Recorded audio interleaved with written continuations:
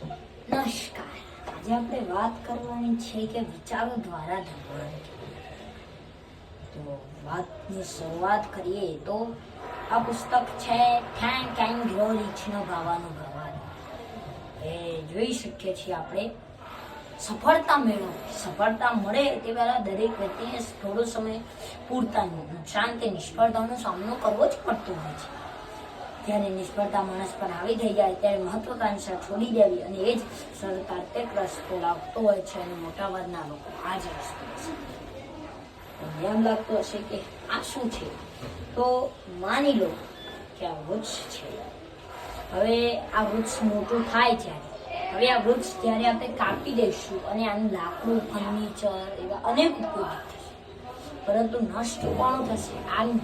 પરંતુ જ્યારે આ જ જે કાપનાર વ્યક્તિ છે તેને દુઃખ થાય છે, પરંતુ જ્યારે તેને સારી એવી આવક મળશે અને તે એ જ પૈસાથી નવું ઝાડ ઉત્પન્ન કરશે તો તેને કેટલો ફાયદો થશે?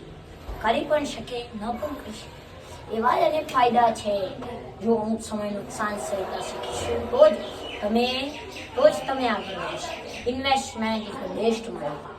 ઇન્વેસ્ટ કરશો તો જ તમે આગળ શીખી શકશો અને વિચારો દ્વારા ધનવાન બનવાનું આ જ કહી રહ્યા છે નેપોલિયન. અને આની અંદર બહુ બધી એવી વાતો છે અને આ પુસ્તક ખરેખર વાંચવું છે. અને આ પુસ્તકનું અનુવાદ ગુજરાતીમાં ટ્રાન્સલેટ કરેલું જ છે અને વાંચતા રહો આ પુસ્તક. અને હા, એક મારી પણ એક પુસ્તિકા બહાર પડવા જઈ રહી છે, રહસ્ય બુક. તે હવે 2026 અડધો આવશે ત્યારે આવતી દિવાળી સુધીમાં તમારા સમક્ષ આ પુસ્તિકાની રજૂઆત થશે. અને આ પુસ્તિકાનું નામ છે રહસ્ય બુક. આનું પેન્ટિંગ મેં કર્યું છે. અને તો આવો તો જોઈએ આ રહસ્ય બુકના વિચારો અને તેના વિમર્શતા વિશે.